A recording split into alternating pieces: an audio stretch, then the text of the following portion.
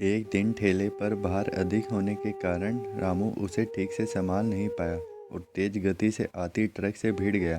अगले ही पल उसकी मौत हो गई और उसके पीछे रह गई उसकी पत्नी जानकी और दो छोटे छोटे बच्चे गुड्डी और गुड्डू।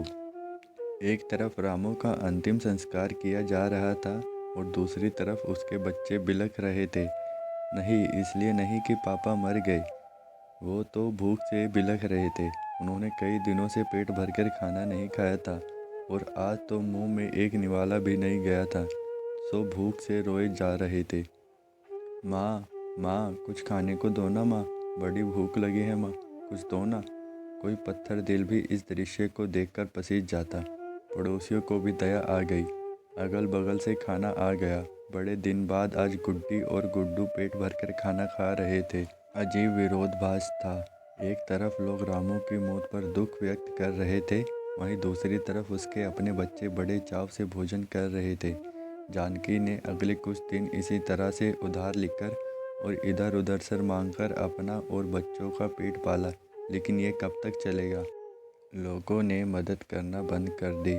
जानकी पागलों की तरह काम खोजने लगी, लेकिन तमाम कोशिशों के बावजूद भी किसी ने उसे काम नहीं दिया। जब थक हार कर घर लौटी तो बच्चे बड़ी उम्मीद से उसकी तरफ देखने लगे। गुड्डू तुलतुलाती आवाज़ में बोला, क्या लाई हो माँ, जल्दी से खिला दो, बली भूत लगी है।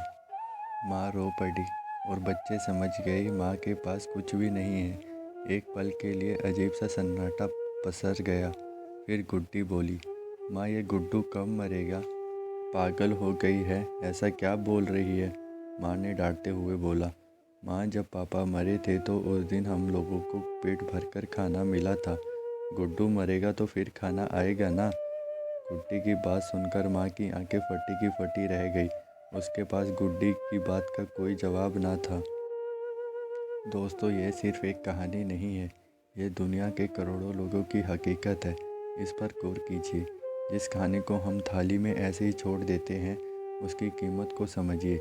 बचपन में हमें अन्य का आदर करना सिखाया जाता है, लेकिन क्योंकि हमने कभी असल भूख नहीं देखी होती, इसलिए हम उसका आदर नहीं करते।